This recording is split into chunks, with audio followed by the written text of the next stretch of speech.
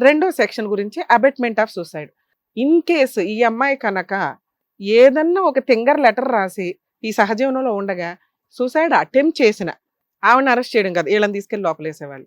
ఆ కేసు చాలా strong case.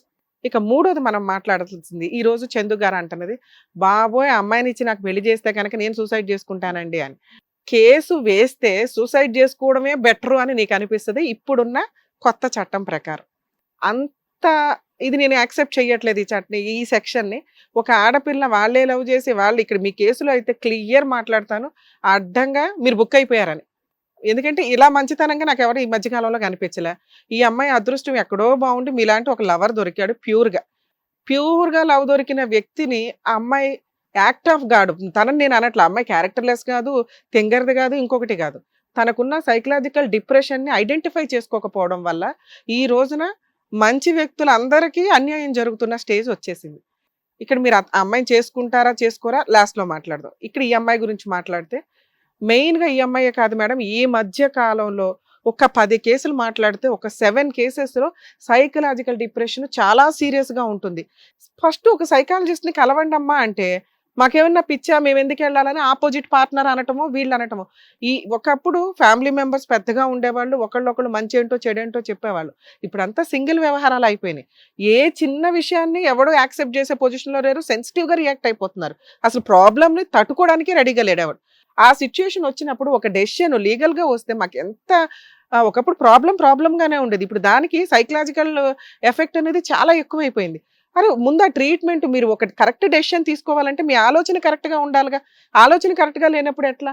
ఎవరన్నా ఒక జ్వరం వస్తే ఎట్లాగో ఇట్లా ట్రీట్మెంట్ అవసరం ఉంటే ఒక్కసారి ఒక సైకాలజిస్ట్‌ని అడిగి ఎళ్లి కనుక్కొని అది నిజమా కాదా? ఆ డిప్రెషన్ నుంచి బయటపడాలి. ఇప్పుడు రమ్య గారో టీవీ షోలో ఇంకొకళ్ళో సారో కౌన్సెలింగ్‌లు ఇస్తే అవ్వదు కదా! వాళ్ళ ప్రాపర్ ప్రొసీడింగ్స్‌లో ఆయన దగ్గరికి వెళ్ళాల్సొస్తే అలా డాక్టర్స్ దగ్గరికి వెళ్ళాలా? వాళ్ళ రిలవెంట్ డాక్టర్స్ ఎవరున్నారో వాళ్ళ దగ్గర ట్రీట్మెంట్ తీసుకుంటే మీ లైఫ్‌కి కోట్ల చుట్టూ వెళ్ళాలా?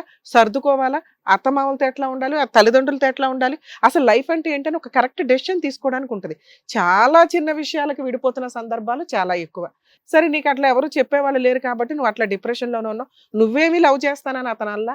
నీ మంచితనం, నీ క్యారెక్టర్ ఎందుకంటే ఈ మధ్య క్యారెక్టర్ ఉన్న వాళ్ళు దొరకట్లేదు కాబట్టి నిన్ను చూడగానే పర్ఫెక్ట్ పిల్ల అనుకున్నాడు. రియల్‌గా ఆ అబ్బాయి మంచోడే. నిన్ను లవ్ చేశాడు. అప్పుడు నీకున్నదేంటి? నీకు ఒక కుటుంబం వచ్చేసిందిక్కడ. తల్లిదండ్రులను ఒప్పించుకొని కొడుకు కోసం వాళ్ళు అన్ని కండిషన్‌లు యాక్సెప్ట్ చేసి నిన్ను ఇంటికి కూడా తీసుకెళ్లారు వాళ్ళు. ఇంక పెళ్లి చేద్దామంటే మళ్ళీ ఇంకోసారి యాక్ట్ ఆఫ్ గాడ్. ఆ చుట్టాలు ఎవరో చచ్చిపోవడం. ఆళ్ళే అనారోగ్యంతో చచ్చిపోయారా గానీ మళ్ళీ అదొచ్చి నీ అకౌంట్‌లోనే పడింది.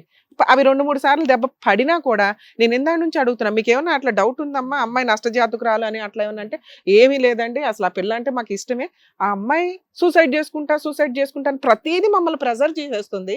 ఆ ప్రెషర్ వల్ల మేము అసల కుక్కర్‌లో ఏసి ఉడికిపోతున్నట్టు అయిపోతుంది. ఇలా ఇంక జీవితకాలం నా కొడుకుని ఎట్లా కుక్ చేసేయాలండి అని ఆళ్ళు భయపడుతున్నారు. అర్థమవుతుందా? ఎందుకు నిన్ను ఉద్ధరించాలి? ప్రాబ్లమ్ నీది. తప్పు చేసింది దేవుడు. వాళ్ళెందుకు పనిష్మెంట్ పడాలి? నిన్ను లవ్ చేసినందుకు పనిష్మెంట్ పడాలా? నువ్వు కదా బ్రాడ్‌గా ఆలోచించాల్సింది. అరే! నాకెవరినో తీసుకొచ్చి పెళ్లి చేస్తే నా ప్రాబ్లమ్ ఏంటో అర్థం కూడా చేసుకోరు. నువ్వెప్పుడైతే సూసైడ్ చేసుకుంటావంటే ముందు విడాకులు బాబోయ్ కోర్ట్‌కెళ్తాం అని పారిపోతారు. ఇతను డే 1 నుంచి నిన్ను అర్థం చేసుకుంటున్నాడు. ఆళ్ళడిగింది ఒకటే ఒకటి. ఈ అమ్మాయి ఏంటి ప్రతిసారి సూసైడ్ అంటుంది. డాక్టర్ దగ్గరికెళ్లి కౌన్సెలింగ్ తీసుకుందాం అని. నీ కోసం వాళ్ళు సహజీవనం పెట్టేంత రేంజ్‌కొచ్చారు అంటే, ఆ అబ్బాయి గోయి ఆ అబ్బాయి తవ్వుకున్నట్టు తెలుసా? ఈరోజు సరదాగా పోలీస్ స్టేషన్‌కి కంప్లెయింట్ ఇచ్చినా ఆళ్ళు ఇరుక్కుపోతారు. అది కూడా రిస్క్ తీసుకున్నారు వాళ్ళు. ఆళ్ళ కోసం నువ్వు డాక్టర్ దాకా ఎళ్ళవా? ఏమమ్మా అంత యాటిట్యూడ్ మీకు? తెలియనితనం అనటానికి లేదు. చెప్తున్నాంగా అందరూ. నీ ప్రాబ్లము నీకు నీకు నీ వర్క్‌ని బట్టి తెలిసిపోయింది. ఏంటి? నువ్వు పర్ఫెక్ట్‌గా వర్క్ చేయలేకపోతున్నావు. నువ్వు డిప్రెషన్ రేంజ్ పెరిగిపోతుంది నీకున్నా కొద్దీ. ఖచ్చితంగా మీరు ట్రీట్మెంట్ తీసుకొనుంటే ఏదన్నా మాట్లాడడానికి ఫర్దర్‌గా అతన్ని బతిమలాడడానికో, మా తరపు నుంచి మేమందరం ఉన్నాంరా బాబు అని రిక్వెస్ట్ చేయడానికన్నా ఉంటది. ఎందుకంటే నీ తరపున పెద్ద కుటుంబం లేదు. ఇప్పుడు మేమే పెద్ద కుటుంబం నీకు. అవునా? నువ్వు సైకలాజికల్ ట్రీట్మెంట్ తీసుకుంటేనే సెకండ్ స్టెప్ ఏదన్నా స్టార్ట్ అవుతది. సూసైడ్ అనే మాట నీ బ్రెయిన్‌లోంచి తీసి అవతల పడేయి. అర్థమవుతుందా? అసలు సూసైడ్‌లు ఇట్లా మాట్లాడకండి మా స్టేజ్‌ల మీదకొచ్చి. ఎవడికి లాస్ ఇవి? నీ గురించి ఏడ్చేవాళ్ళు ఎవరైనా ఉన్నారా? మీ మేనమామ వాళ్ళు ఆ 2 రోజులు ఏడుస్తారేమో. వాళ్ళకి వాళ్ళ కుటుంబాలు, ఆళ్ళ పిల్లలు ఉంటారు కదమ్మా! నువ్వు బతకడం కోసమే కదా దేవుడు నిన్ను బతికిచ్చాడు. బతకాల్సిన బాధ్యత నీకుందిగా. ఎవరిని బ్లాక్‌మెయిల్ చేస్తావు? చేసుకోపో అన్నాడు. వారం రోజులైంది. చేసుకున్నావా? చేసుకోవు. కానీ కాపురం నాశనం చేసుకున్నావు. పెళ్లి కాకుండా భయపడుతూ కూర్చోవాల్సొచ్చింది. ఆళ్ళు భయపడి పారిపోతున్నారు. ఇంక మేము పిలిస్తే వచ్చారు అది గౌరవం. ఎందుకంటే డే 1 నుంచి వాళ్ళు కరెక్ట్‌గానే కనిపిస్తున్నారు మాకు. మీరు ఆయన చేసుకుంటాడా చేసుకోడా, నాకు ఈ తాయిలం కావాలా బొమ్మ కావాలంటే మేము ఇవ్వం. ముందు మీరు సైకలాజికల్ ట్రీట్మెంట్ తీసుకోండి. అతను లేకపోయినా నేను బతకగలనండి, నేను వర్క్ చేసుకుని నేను ప్రూవ్ చేసుకుంటాను అని నువ్వు ప్రూవ్ చేసుకుంటే ఆ తర్వాత మళ్ళీ వాళ్ళని పిలిచి మేము మాట్లాడతాం. నువ్వు అడిగావు కాబట్టి ఇచ్చేయడం ఇట్లా ఏం ఉండదు. ఆ ఇల్లు ఖాళీ చేయి, మీ మేనమామ దగ్గరికి వెళ్ళు, లేదా హాస్టల్లో జాయిన్ అవ్వు, నువ్వు మళ్ళీ ఏదైనా జాబ్ ట్రై చేయి, జాబ్ ప్రూవ్ చేసుకో, సార్ దగ్గరికి వెళ్ళి కౌన్సిలింగ్ తీసుకో, ఆ అమ్మాయి పర్ఫెక్ట్ అండి అన్నప్పుడు నేను మిమ్మల్ని అడుగుతా. ఏమో సూసైడ్ చేసుకుంటాడే, హే అతను వచ్చినా రాకపోయినా పర్లేదండి, అతని కోసం నేను వెయిట్ చేస్తాను, అతనే నా దేవుడు అని నువ్వు అంటే అప్పుడు ఆలోచిస్తా. ఏమంటావు? ఓకేనా? ఆ అబ్బాయితో నీకు పెళ్ళే చెయ్యం.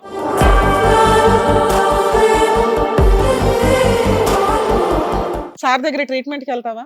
మేము ఫ్రీగా ఇప్పిస్తాం, లక్షలతో కూడిన పని. అయినా కూడా మేము ఈ టీవీ షోలు పెట్టిన తర్వాత ఆయన ఫ్రీ సర్వీసులు, నేను ఫ్రీ సర్వీసులు కొన్ని స్టార్ట్ చేసుకున్నాం. ఏం చేస్తాం మీలాంటి వాళ్ళు ఉద్ధరించడానికి? చెప్పు. ఇంత చక్కగా చెప్పారు కదమ్మా, చక్కగా ట్రీట్మెంట్ తీసుకుంటా అని చెప్పు, వెళ్ళి చక్కగా పెళ్లి చేసుకుని మంచి ఫ్యామిలీతో ఉండొచ్చు చెప్తున్నారు కదా మేడం సార్ కూడా. ట్రీట్మెంట్ తీసుకుంటాను మేడం. నీకు ఆ అబ్బాయిని ఇచ్చి పెళ్లి చేయవు, అయినా ఓకేనా? చందు లేకుండా ఉండలేదు మేడం. సూసైడ్ మళ్ళీ నువ్వు అది కదా ఇప్పుడు అనాల్సింది. సరే ఓకే, ఇదే మాట మళ్ళీ 3 నెలల తర్వాత అడుగుతాను నేను. అడిగినప్పుడు నువ్వు ఈ మాట అనవు, కరెక్ట్ ట్రీట్మెంట్ వెళ్తే. ఏం సార్ అంతే కదా? తను ఇండివిజువల్ గా సెల్ఫ్ రెస్పెక్ట్ తో బతకడం ఒక స్త్రీకి చాలా ఇంపార్టెంట్. ఎవడో పోషించాలి, ఎవడో ఉండాలి, ఇవన్నీ తర్వాత అమ్మా. ఇవన్నీ మీ ప్రొటెక్షన్ కోసం, మీ ఎంజాయ్మెంట్ల కోసం జరిగేవి. ఈ రోజున ఎవరైనా ఇండివిజువల్ గా బతకలేకపోతే ఎవడో వచ్చి ఉద్ధరించడానికి రెడీగా లేరు. నీకు సపోర్ట్ చేయడానికి మేము రెడీగా ఉన్నాం, నువ్వు స్ట్రాంగ్ అవడానికి. దానికి నువ్వు రెడీ అంటే చెప్పు, ఫర్దర్ గా మాట్లాడతాం. మేడం ఏమంటున్నంటే ఫస్ట్ నువ్వు నీకు నీ కేపబిలిటీస్ నీ మానసిక పరిస్థితిని సెట్ చేసుకుని కాన్ఫిడెంట్ గా ముందుకు రా. నువ్వు మమ్మల్ని నమ్మ వచ్చావు కదా, మేము చెప్తున్నామంటే అది కరెక్ట్ అనేగా. నీలాగా కొన్ని లక్షల మంది ఉన్నారు, వాళ్ళందరికీ అది అర్థమవుతుందని మేము చెప్తున్నాం. ఇక్కడ అర్థమవుతుందా? ఒకవేళ అలా ట్రీట్మెంట్లకు వెళ్ళాల్సి వస్తే ఒక్కసారి డాక్టర్స్ని కలవండి, మీ మైనస్ ప్లస్ అర్థమైపోద్ది. మీకు ఇది పిచ్చి కింద రాదండి. జ్వరం వస్తే ట్రీట్మెంట్కి వెళ్తాం కదా, ఇవి కూడా అంతే. ఇవి ఇప్పుడు పెరిగిపోయినాయి. ఎందుకంటే సొసైటీలో ఉన్న పరిస్థితుల వల్ల, మనుషులు లేకపోవడం వల్ల చాలా చిన్న విషయానికి సెన్సిటివ్గా రియాక్ట్ అవుతున్నారు. సూసైడ్లు, డిప్రెషన్లు ఇవన్నీ వస్తున్నాయి. దయచేసి ఆ ట్రీట్మెంట్లు తీసుకోకపోతే మీ జీవితాలు మీరే నాశనం చేసుకున్న వాళ్ళు అవుతారు. నాన్న ఒక 3 months తర్వాత కూడా నువ్వు ఇట్లా మాట్లాడితే నా వరకు నేను బతకగలను అన్నప్పుడు ఆయన ఏం రిక్వెస్ట్ చేయాలో చూస్తాం. అర్థమవుతుందా? ముందు మీరు స్ట్రాంగ్ అవ్వండి ఫస్ట్.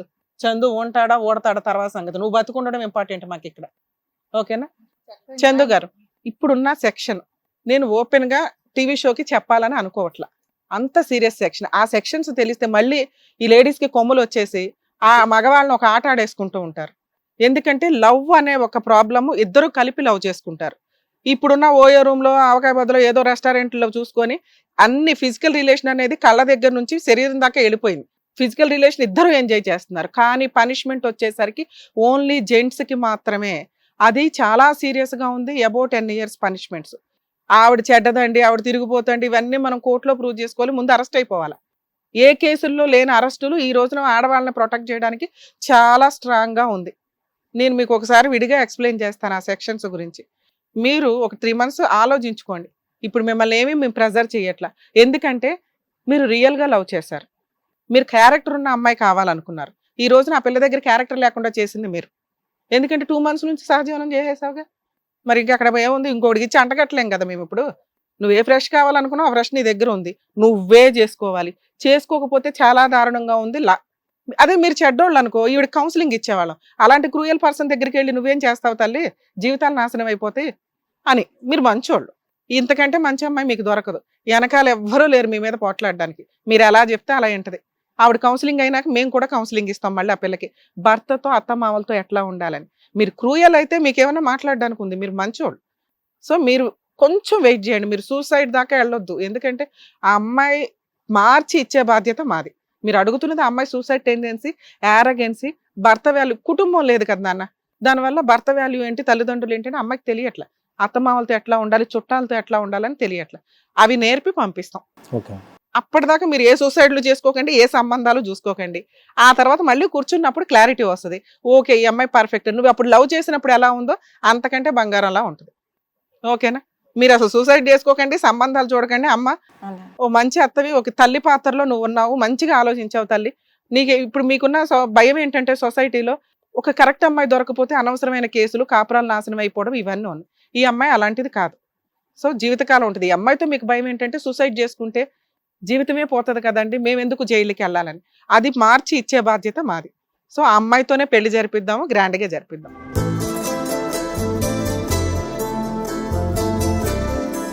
ఓకేనా? All the best. రైట్ అమ్మా, నమస్తే.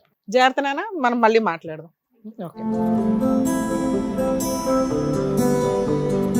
సార్, మేడం, నిజంగా ఇప్పుడు వచ్చినటువంటి ఫ్యామిలీస్ లావణ్య గారే కానివ్వండి, ఇలాంటి బయట కూడా బోల్డ్ సిచ్యువేషన్స్ అవుతున్నాయి. అలాంటి వాటికి మనకి సొల్యూషన్ ఏంటి, ఒక ఎలా example గా సాల్వ్ ఉంటాయనే చేసుకోవాలి మనం అనే చెప్తున్నాం. ఎగ్జాంపుల్ గా మీరు చక్కగా వాళ్ళకి చెప్పి మరీ పంపించారు. సో ఇలా నిజంగా డిప్రెషన్ లో ఉన్న వాళ్ళు ఇమీడియట్ గా సైకియాట్రిస్ట్ వెళ్ళి కలవండి, మీ డిప్రెషన్ పోగొట్టుకోండి, హ్యాపీగా ఉండండి. సో ఇందాక మీరు చెప్పినట్టుగా అదొక జ్వరంలా ఫీల్ అయ్యి ఒక మెడిసిన్ తీసుకోండి అని చెప్పేసి అన్నారు. అండ్ అలాగే వీళ్ళకి కూడా, అంటే అబ్బాయిలు నెక్స్ట్ అమ్మాయిని ఇలా మోసం చేసి వెళ్ళిపోకుండా, వదిలేస్తాం ఈ అమ్మాయి ఇలా చేస్తున్నా అలా చేస్తున్నా కాకుండా, వాళ్ళకి కరెక్ట్ చట్టాలు ఇలా ఉన్నాయి. సో ఎవరినైతే ప్రేమించారో చక్కగా పెళ్లి చేసుకోండి, హ్యాపీగా ఉండండి అని చెప్పేసి చాలా చక్కగా చెప్పారు. So thank you so much. Thank you. Thank you so much అండి. సో మరో కథతో మళ్ళీ కలుద్దాం.